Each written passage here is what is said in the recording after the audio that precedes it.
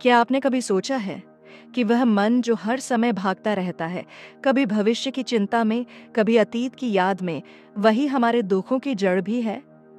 बुद्ध ने कहा था, मन को समझना ही मुक्ति है। पर आज के समय में, जब हम तकनीक, सोशल मीडिया और भागदौड़ में उलझे हुए हैं, क्या यह बात अब भी उतनी ही सत्य है? इस वीडियो में हम जानेंगे मन क्या है, इसकी प्रकृति क्या है और कैसे आज के युग में इसको समझकर हम सच में मुक्त हो सकते हैं। मन एक अदृश्य शक्ति जो हमारे विचारों, इच्छाओं और भावनाओं को जन्म देती है। बुद्ध ने इसे एक अनाथ राजा की तरह बताया, जिसके पास शक्ति तो है पर दिशा नहीं। बुद्ध का कथन, जैसा विचार होता है वैसा ही व्यक्ति बनता है, यह एक संकेत है कि मन कोई स्थायी वस्तु नहीं बल्कि एक प्रवाह है।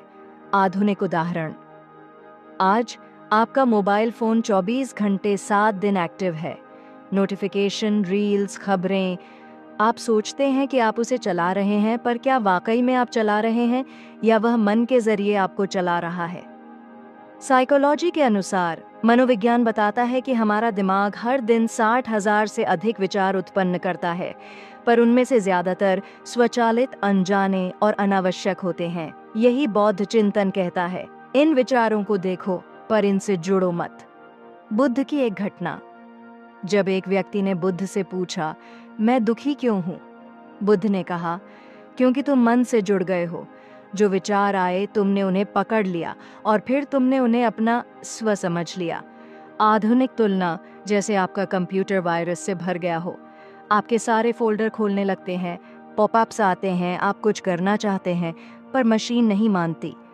मन भी वैसा ही है, जब तक आप उसे देखते नहीं वह आपको चलाता रहेगा। पर क्या हम रुक सकते हैं? हाँ, बुद्ध का उपाय था साक्षी भाव, माइंडफुलनेस। न लड़ो, न भागो, बस देखो। ध्यान, मेडिटेशन ही वह तरीका है जिससे बुद्ध ने स्वयं को जाना। न्यूरोसाइंस रिसर्च, MIT और हार्वर्ड की रिसर्च में पाया गया है कि माइंडफुलनेस प्रैक्टिस करने वाले व्यक्तियों का अमिगडाला, भावनात्मक प्रतिक्रियाओं का केंद्र, शांत हो जाता है। आज का उदाहरण, मान लीजिए किसी ने आपको इंस्टाग्राम पर कुछ बुरा लिख दिया। आपका मन तुरंत प्रतिक्रिया करता है, गुस्सा, दुख, अपमान।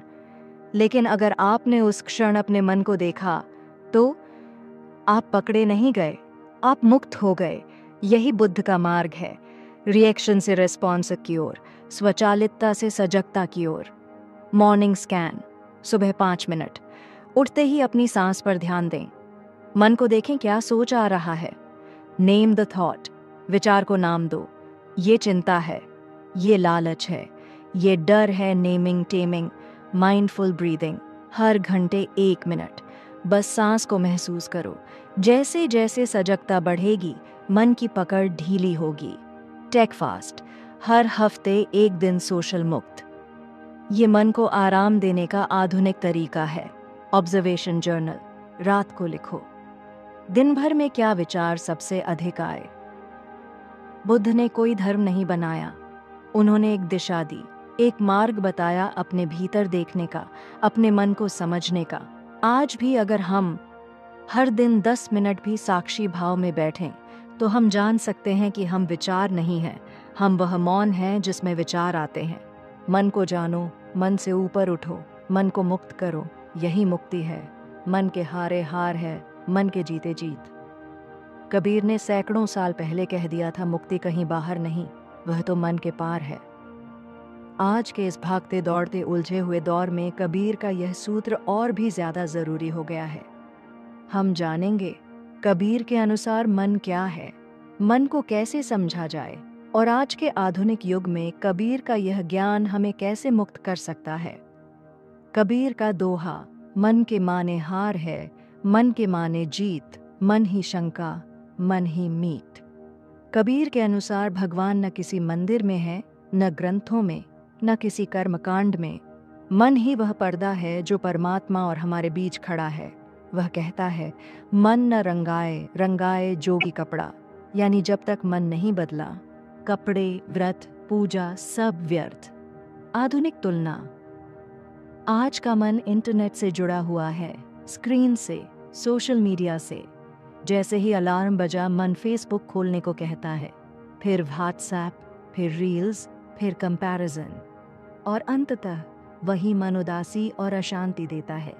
कबीर कहते हैं, मन ही देव, मन ही ईश्वर, मन ही जोगी साधु, मन ही कारण बंधन का, मन ही कारण मोह। कबीर का मन कोई मासूम विचार नहीं है, बल्कि एक चालाक, माया से भरा अभिनेता है जो हर क्षण हमें भ्रम में रखता है। उदाहरण, आपने किसी को कॉल किया, उसने नहीं उठाया, मन तुरंत सोचता है, क्या वह मुझसे नाराज है? शायद वह मुझे इग्नोर कर रहा है। अब ये सिर्फ कल्पना है, लेकिन मन इसे सच बना देता है। यही भ्रम है और यही बंधन। कबीर का दोहा, जिन खोजा तिन पाइयां गहरे पानी पैठ, मैं बौरी डूबन डरी रही किनारे बैठ।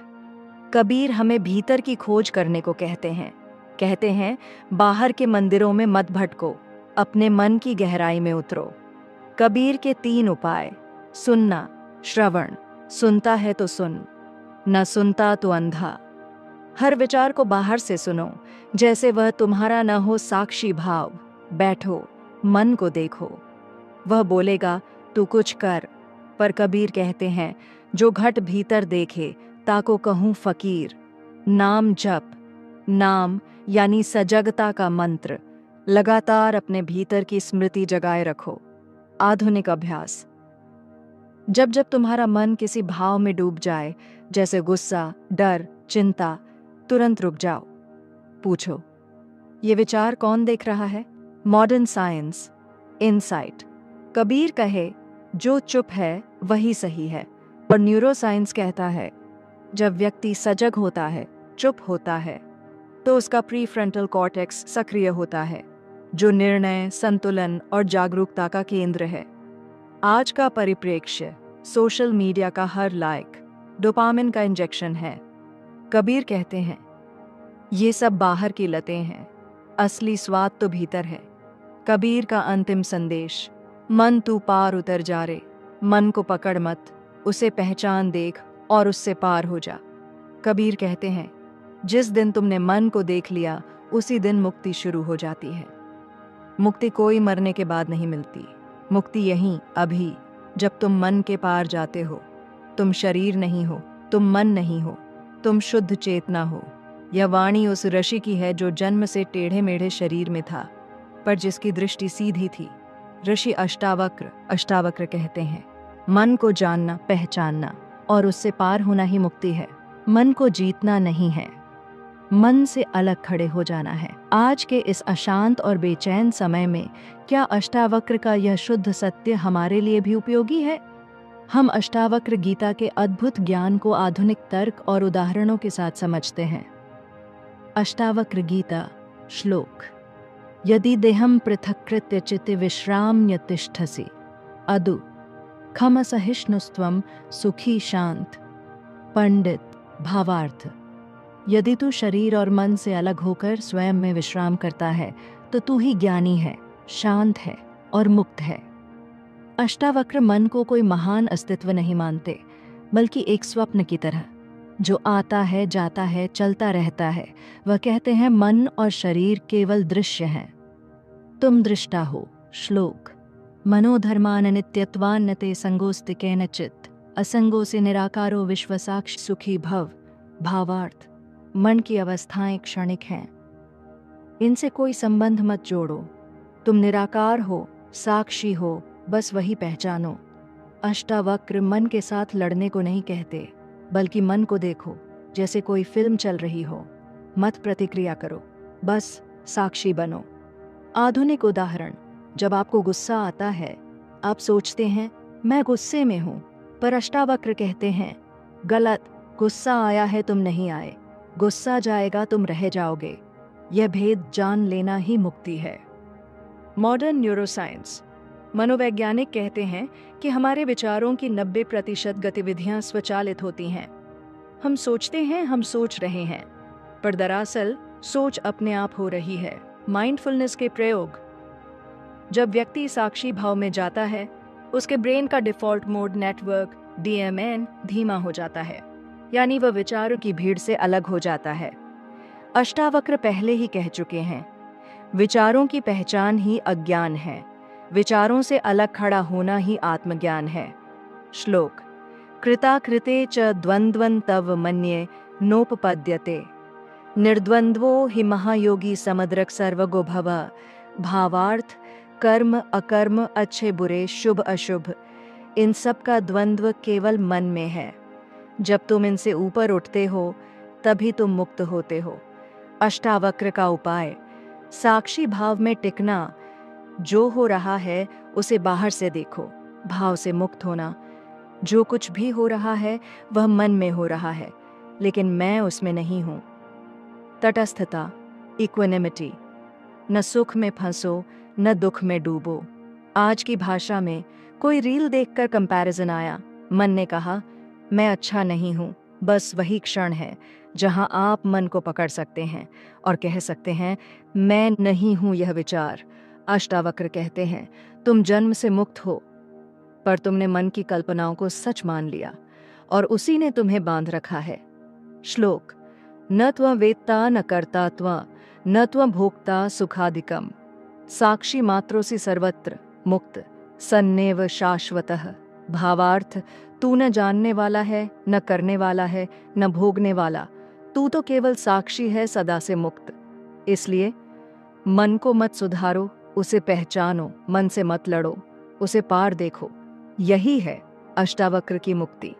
जब पूरा भारत आत्मा, पुनर्जन्म, मोक्ष और वैराग्य की बात कर रहा था, तब एक आवाज उठी, रणं कृत्वा घृतं पिबेत, यानी चाहे कर्ज लेकर क्यों न हो, घी पियो, जीवन का आनंद लो। यह था चारवाक का विद्रोही दर्शन, जहां मन को सुधारने या समझने की बात नहीं, बल्कि मन को यथार्थ में जीने की छूट थी। तो क्या चारवाक मुक्ति की बात नहीं करता था, या वह मुक्ति को ही भ्रम मानता था? अब हम जानेंगे चारवाक की दृष्टि से मन क्या है और उसका दृष्टिकोण आज के आधुनिक युग में कितना प्रासंगिक है। चारवाक सूत्र, यावत् जीवेत सुखम जीवेत रणं कृत्वा घृतं पिबेत, भस्मीभूतस्य देहस्य पुनरागमनं कुतः। चारवाक का स्पष्ट मत था, जो दिखता नहीं वो मिथ्या है। आत्मा, पुनर्जन्म, स्वर्ग, नरक, मोक्ष, ये सब कपोल कल्पनाएं हैं। जो कुछ भी है वह शरीर और मन का अनुभव है, और जब शरीर भस्म हो गया फिर वापसी कैसी? चारवाक के सिद्धांत, चार मूल विचार। केवल प्रत्यक्ष, परसेप्शन ही प्रमाण है। आत्मा, ईश्वर और पुनर्जन्म की कोई जरूरत नहीं। मनुष्य को सुख के लिए जीना चाहिए। नैतिकता समाज की सुविधा है। चारवाक मन को दिव्य तत्व की तरह नहीं मानते, बल्कि उसे शरीर की एक जैविक प्रक्रिया कहते हैं, जो इंद्रियों और अनुभवों से बनती है। तुलना करें आधुनिक न्यूरोसाइंस से। आज का विज्ञान कहता है मन मस्तिष्क का उत्पाद है। Thoughts, neural signals, emotions, chemical responses. आधुनिक उदाहरण, जब आप इंस्टाग्राम पर स्क्रॉल करते हैं, मन आनंद लेता है। चारवाक कहता है बस यही जीवन है, तर्क से जियो और सुख में जियो। मन को साक्षी बनने की जरूरत नहीं। मन को समझकर उसकी जरूरतों को पूरी करना ही यथार्थ है। चारवाक को अक्सर भोगवादी, हेडनिस्ट कहा जाता है, पर क्या वह केवल इंद्रिय सुख के पीछे था? नहीं, वह मूल्यहीन नहीं था, वह यथार्थवादी था। उसका कहना था अगर दुख से बचा जा सकता है तो बचो, अगर मन का सुख मिल सकता है तो नैतिकता के नाम पर उसे कुछ लो मत। चारवाक कहता है जो सामने है वही सत्य है, जो कल्पना में है वह धोखा है। बुद्ध, अष्टावक्र, कबीर कहते हैं मन को समझो, उससे ऊपर उठो, यही मुक्ति है। पर चारवाक कहता है मुक्ति किससे? क्या तुम कहीं बंधे हो? क्या तुम्हारे पास कोई आत्मा है जो कैद है? चारवाक का जवाब था मनुष्य स्वतंत्र है इस जीवन में। यह शरीर ही चेतना का स्रोत है और चेतना का लक्ष्य है सुख। आज के युग में जब लोग एंजाइटी और डिप्रेशन से घिरे हैं, चारवाक कहता है उलझो मत, जियो, जैसा हो वैसा स्वीकार कर। इंद्रियों से भागो मत, उनका सम्मान करो। चारवाक का दर्शन कोई आत्मज्ञान की खोज नहीं था, बल्कि जीवन के यथार्थ का सीधा सामना था। वह कहता था मन को मोक्ष का साधन मत बनाओ। मन को समझो ताकि वह तुम्हारा सेवक बन सके, स्वामी नहीं। संक्षेप में, मन कोई दिव्य वस्तु नहीं, यह जैविक और सामाजिक है। मुक्ति, मोक्ष जैसी बातें केवल कल्पना है। अगर मन समझ में आ जाए तो आप यथार्थ में जी सकते हैं। मन को न दबाओ, न भगाओ, सुखपूर्वक प्रयोग करो। मन को जीतना नहीं, मन को समझना है। मन से लड़ना नहीं, उसे देखना है, और जो देख लेता है वह मुक्त हो जाता है। ओशो कहते हैं, मन तुम्हारा दुश्मन नहीं है, बस तुम उसे नहीं जानते। जब तक तुम मन को पहचानते नहीं, तुम उसी की बनाई जेल में बंद रहते हो। अब हम ओशो के शब्दों में जानेंगे, मन क्या है, मुक्ति क्या है, और कैसे ध्यान से मन को समझा जा सकता है आज के आधुनिक जीवन में। ओशो कहते हैं, मन तुम्हारे भीतर की एक प्रोग्रामिंग है, यह तुम्हारा नहीं है। यह तुम्हारे माता पिता, समाज, शिक्षक, धर्म, संस्कृति की रिकॉर्डिंग है। ओशो की वाणी, मन बीते हुए कल का परिणाम है, और मुक्ति इसी क्षण में घटती है जब तुम मन से बाहर निकल आते हो। आधुनिक उदाहरण, आपने सुना असफलता बुरी होती है। अब मन हर बार डराता है, अगर फेल हो गए तो? ओशो कहते हैं, यह तुम्हारी आवाज नहीं है, यह समाज की रिकॉर्डिंग है। मन एक मशीन है और तुम मशीन नहीं हो। ओशो चेतावनी देते हैं, मन से लड़ना शुरू करोगे तो हार निश्चित है, क्योंकि जो भी तुमने दबाया वह और गहराई से छिप जाता है। ओशो की वाणी, मन से लड़ने वाले लोग सन्यासी नहीं होते, वे बड़े अहंकारी होते हैं। सच्चा सन्यास मन को देखने वाला होता है, नहीं कि उसे बदलने वाला। आधुनिक विज्ञान भी कहता है, जैसे ही आप विचार से लड़ते हो वह सक्रिय हो जाता है। Resistance creates persistence. ओशो कहते हैं, बस बैठो और देखो, विचार आते हैं, आने दो। जैसे ट्रेनें स्टेशन से गुजरती हैं, वैसे ही तुम बस बैठकर देखो। तुम प्लेटफॉर्म हो, ट्रेन नहीं। ओशो ने ध्यान को मन की मृत्यु की चाबी कहा है। उन्होंने पारंपरिक ध्यान नहीं, बल्कि क्रांतिकारी ध्यान की विधियां दी, जहां शरीर, भावनाएं और मन सबकी सफाई होती है। ओशो की विधियां, डायनामिक मेडिटेशन, पहले फेज में ऊर्जावान सांसें, फिर भावनाओं को बाहर निकालना, फिर हू ध्वनि से केंद्र पर जाना, फिर मौन। कुंडलिनी ध्यान, कंपन, नृत्य, मौन और समर्पण। इसका लक्ष्य क्या है? मन को खत्म करना नहीं, मन को पार देख लेना। ओशो कहते हैं, जैसे ही तुम मन को बाहर से देख पाते हो, मन की सत्ता समाप्त हो जाती है। वह अब मालिक नहीं रहता, बस एक उपकरण बन जाता है। आज का मन सबसे ज्यादा विचलित, Instagram reels, dopamine, social media comparison, like approval addiction. Osho के अनुसार यह मन भीख मांगता है, ध्यान नहीं करता। लोग मुझे अच्छा कहें, मैं सफल दिखूं, मेरे पास ज्यादा लायक हों, ये सब मन की भूख है। ओशो पूछते हैं, क्या तुम यह सब देख पा रहे हो? अगर हाँ, तो बस वहीं से क्रांति शुरू होती है। ओशो कहते हैं, तुम कुछ भी नहीं हो, बस शुद्ध दृष्टा हो। तुम विचार नहीं हो, मन नहीं हो, शरीर नहीं हो। तुम मौन हो, शांति हो, साक्षी हो। मन को समझना मुक्ति, मन से चिपके रहना बंधन, मन को देख लेना स्वतंत्रता। ओशो हमें ध्यान की तरफ नहीं खींचते। वो कहते हैं, बस देखना शुरू करो, ध्यान घटने लगेगा। मन से परे जो है वही तुम हो। शंकराचार्य कहते हैं, मन बंधन का कारण है और मन से ऊपर उठ जाना ही मोक्ष है। जब दुनिया इंद्रिय सुख और कर्मकांडों में उलझी थी, शंकराचार्य ने कहा, तत्वमसे, तू ही वह ब्रह्म है। आज के इस उलझे, तेज और तकनीकी जीवन में क्या शंकराचार्य का यह ज्ञान आज भी उतना ही उपयोगी है? अब हम समझते हैं शंकराचार्य के अनुसार मन क्या है, मुक्ति क्या है, और कैसे मन को जानकर हम आत्मज्ञान को पा सकते हैं। शंकराचार्य का सूत्र, मनोबुद्धि अहंकार चित्तानि नाहम, न च श्रोत्र जिह्वे न च घ्राण नेत्रे, निर्वाण षटकम। शंकराचार्य कहते हैं, मैं मन नहीं हूँ, बुद्धि नहीं हूँ, अहंकार नहीं हूँ, मैं न शरीर हूँ न इंद्रियां, मैं शुद्ध चैतन्य हूँ, ब्रह्म स्वरूप हूँ। मतलब मन एक उपाधि है जो आत्मा को सीमित और भ्रमित करता है। जैसे बादल सूर्य को ढंकते हैं, वैसे ही विचार आत्मा को ढंकते हैं। आधुनिक तुलना, जैसे फोन की स्क्रीन पर नोटिफिकेशन आ जाते हैं और आप स्क्रीन को नहीं नोटिफिकेशन को देखने लगते हैं, वैसे ही मन आत्मा पर पर्दा डाल देता है। शंकराचार्य कहते हैं, माया कल्पित देश काल कलना वैचित्र्य चित्रीकृतम। माया ही संसार है और उसका केंद्र है मन। मन ही माया का द्वार है। जब तुम मन के विचारों को सत्य मानते हो, तब तुम माया में फंसते हो। विचार सत्य, विचार बदलते हैं, अनुभव बदलते हैं, पर तुम जो इन्हें देख रहे हो नहीं बदलते। आज के युग में मान लीजिए आपने इंस्टाग्राम पर किसी को देखा, मन बोला मैं उससे कम हूं। अब वह विचार आपकी आत्मा नहीं है, वह बस मन का भ्रम है। शंकराचार्य कहते हैं, इन भ्रमों को पहचानो और उस साक्षी में टिको जो अपरिवर्तित है। शंकराचार्य का निष्कर्ष, ब्रह्म सत्यम, जगत मिथ्या, जीवो ब्रह्मैव नापरः, यह अद्वैत वेदांत का मूल है। ब्रह्म ही सत्य है। यह संसार मन सहित एक मिथ्या अनुभव है और जीव तुम वास्तव में ब्रह्म ही हो। तो मुक्ति क्या है? मुक्ति किसी और लोक में जाने का नाम नहीं, बल्कि अज्ञान, अविद्या के नाश का नाम है। जैसे ही तुम जान जाते हो कि मैं मन नहीं हूं, मैं शरीर नहीं हूं, मैं यह संसार नहीं हूं, मुक्ति उसी क्षण घट जाती है।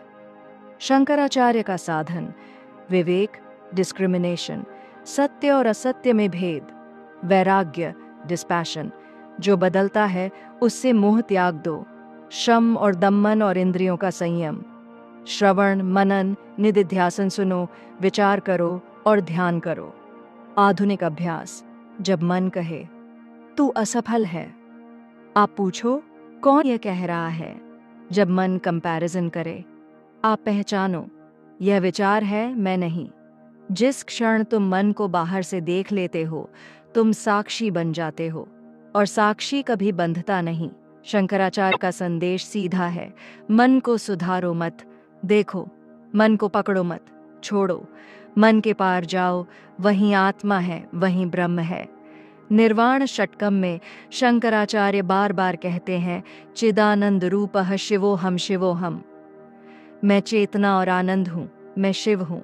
यही मुक्ति है, मन की सीमाओं से ऊपर उठकर अपने स्वरूप को जान लेना। हमारा मन ही समस्या है और जब मन को आप पूरी तरह समझ लेते हैं, तब हर समस्या अपने आप मिट जाती है। जे कृष्णमूर्ति कहते हैं, मन को बदलना नहीं है, मन को केवल देखना है, समझना है, बिना किसी निर्णय, बिना किसी हस्तक्षेप के। अब हम जानेंगे कृष्णमूर्ति के अनुसार मन क्या है, उसकी जड़ में समस्या क्यों है और कैसे मन को देखना ही हमें मुक्ति की ओर ले जाता है। कृष्णमूर्ति कहते हैं, मन एक संग्रह है, यादों का, अनुभवों का, डर का, अपेक्षाओं का। कृष्णमूर्ति की वाणी, the mind is the result of time, it is the past. मन समय की उपज है, वह अतीत है, यानी जो कुछ आपने देखा, सीखा, झेला, वह सब मिलकर मन बन गया है और अब वही मन हर बात को पुराने ढांचे से देखता है। आधुनिक उदाहरण, मान लीजिए आपने किसी से प्यार किया और धोखा मिला। अब मन कहेगा सभी लोग धोखेबाज होते हैं, यही अतीत की जेल है, जिससे हर नई चीज को पुराने चश्मे से देखा जाता है। कृष्णमूर्ति कहते हैं, where there is conflict, there is the self, and where there is self, there is suffering. मन में स्व की भावना, मैं ही दुख का मूल है, मैं सही हूँ, मुझे चोट लगी, मुझे चाहिए, यही संघर्ष है। कृष्णमूर्ति कहते हैं, हम हर समय कुछ बनना चाहते हैं और यह बनने की प्रक्रिया हमें भय, ईर्ष्याहीनता, लोभ से भर देती है। आज की भाषा में, मैं ज़्यादा सक्सेसफुल बनूं, मुझे सब नोटिस करें। अगर मैं फेल हुआ तो ये सब मन का विकार है, समाधान है पूरी तरह देखना। मन को कैसे समझें? कृष्णमूर्ति का सूत्र, observation without evaluator is the highest intelligence. मतलब जब आप अपने मन को बिना जज किए देखते हैं, बिना अच्छा बुरा कहे, तभी वह खुलता है। कैसे करें? चुपचाप देखो। गुस्सा आया, बस उसे देखो, मत कहो ये बुरा है या मुझे शांत रहना चाहिए, बस देखो। टिके रहो, मन भागेगा, उसे रोको मत, खींचो मत, बस देखते जाओ। कोई लक्ष्य मत रखो, ध्यान करने का लक्ष्य नहीं, बस जागरूकता। उदाहरण, किसी ने अपमान कर दिया, मन कहता है वो गलत था, मुझे जवाब देना चाहिए। कृष्णमूर्ति कहते हैं रुक जाओ, पूरी स्थिति को देखो, तुम क्या महसूस कर रहे हो, कौन देख रहा है, वह दृष्टा ही मुक्ति है। कृष्णमूर्ति कहते हैं meditation is not a practice, it is the flowering of understanding. Krishnamurti ध्यान को किसी तकनीक या विधि नहीं मानते। उनके अनुसार ध्यान पूर्ण जागरूकता, हर क्षण में, हर विचार में, हर प्रतिक्रिया में। 5 बजे बैठकर ध्यान करो, ये नहीं, हर समय सजग रहो, यही ध्यान। यानी ध्यान जीवन में मौन, सजगता और पवित्रता लाना, बिना किसी आत्म केंद्रित इच्छा के। कृष्णमूर्ति हमें कोई गुरु मत बनो, भक्त मत बनो का संदेश देते हैं। वे कहते हैं अपने अनुभव से जानो, अपने मन को देखो, अपने भीतर उतर जाओ और देखो हर परत को। मुक्ति क्या है? जब मन शांत नहीं बल्कि जागरूक होता है, जब विचार आते हैं लेकिन पकड़ते नहीं, जब डर, ईर्ष्या, द्वेष सबको साक्षी भाव से देखा जाता है। कृष्णमूर्ति कहते हैं freedom is not at the end, freedom is in the first step, in the seeing itself. क्या मन ही हमारी दुनिया का निर्माण करता है? क्या मुक्ति आत्मा की नहीं बल्कि सोचने के ढंग की होती है? 18वीं शताब्दी के महान जर्मन दार्शनिक इमैनुअल कांट कहते हैं मन केवल दुनिया को देखता नहीं, वह उसे आकार भी देता है। और जब हम ये समझ लेते हैं कि हमारा ज्ञान, नैतिकता और अनुभव मन की रचना है, तभी हम वास्तविक मुक्ति की ओर बढ़ते हैं। अब हम जानेंगे कांट के अनुसार मन क्या है, अनुभव, ज्ञान और नैतिकता में मन की क्या भूमिका है और कैसे इस समझ से मिलती है सच्ची आज़ादी। कांट की मूल अवधारणा, mind is not a passive receiver, it is an active shaper of experience. Can't मानते हैं कि मन केवल इंद्रियों के अनुभवों को स्वीकार नहीं करता, बल्कि वह उन्हें एक विशेष रूप देता है। जैसे चश्मा आंखों को दुनिया दिखाता है, वैसे ही मन समय, स्थान और कारण, कॉज इफेक्ट की फ्रेमवर्क बनाकर हर अनुभव को व्यवस्थित करता है। मतलब आप जो अनुभव करते हैं वह असल में जैसा है वैसा नहीं, बल्कि जैसा आपका मन उसे ढालता है वैसा होता है। आधुनिक उदाहरण, एक ही घटना, एक व्यक्ति को डर लग सकता है, दूसरे को प्रेरणा, तीसरे को क्रोध। घटना वही है, प्रतिक्रिया मन की बनावट पर निर्भर है। कांट की categorical imperative, act only according to that maxim, whereby you can at the same time will that it should become a universal law. Can't मानते हैं कि नैतिकता मन में जन्म लेती है, पर वह इच्छाओं से नहीं बल्कि तर्क और विवेक से आती है। सच्चा नैतिक मन वही है जो केवल लाभ नहीं देखता, बल्कि यह देखता है अगर सभी ऐसा करें तो क्या होगा। उदाहरण, मानिए आप झूठ बोलते हैं, अगर सभी ऐसा करने लगें तो क्या होगा, समाज ढह जाएगा। इसलिए झूठ नैतिक नहीं है, भले ही फायदा हो। कांट के अनुसार जब मन यह समझ जाता है कि नैतिकता भीतर से आती है और कोई भगवान से नहीं जुड़ी, तो वही नैतिक मुक्ति है। कांट की प्रसिद्ध पंक्ति, सापेरे ऑडे डेयर टू नो। कांट की दृष्टि में मुक्ति का अर्थ है आत्मनिर्भर सोचना, अंधविश्वास से मुक्त होना, सामाजिक दबाव से मुक्त होना, धार्मिक भय से मुक्त होना। मुक्ति, रीजन ऑटोनॉमी, आपका मन स्वतंत्र रूप से सोच सके, बिना किसी बाहरी संस्था या डर के। आज के उदाहरण, जब आप सोचते हैं लोग क्या कहेंगे, तब आप बंधे हैं। जब आप कहते हैं मेरे विवेक से जो सही है वही करूंगा, तब आप मुक्त हैं। कांट किसी ध्यान या योग की बात नहीं करते, वे एक बौद्धिक मुक्ति की बात करते हैं। उनका कहना है अनुभव सीमित है, पर तर्क और नैतिक विवेक असीम हो सकते हैं। वह मानते हैं आपका मन जितना स्पष्ट, जितना मुक्त पूर्वग्रहों से, उतना ही आप स्वतंत्र और जिम्मेदार बनते हैं। कांट हमें ध्यान की नहीं, तर्क और आत्म जवाबदेही की साधना सिखाते हैं। उनकी मुक्ति की परिभाषा है जो व्यक्ति सोच सकता है, नैतिक निर्णय ले सकता है और अपने विवेक के आधार पर खड़ा हो सकता है, वही मुक्त है। इसलिए मन को समझो कि वह कैसे अनुभवों को आकार देता है, कैसे तुम्हें नैतिक रास्ता दिखाता है और कैसे तुम्हें आत्मनिर्भर बना सकता है। मुक्ति आत्मा की नहीं, मुक्ति उस मूल्यविहीन सोच से है जो दूसरों की गुलाम बनी हुई है।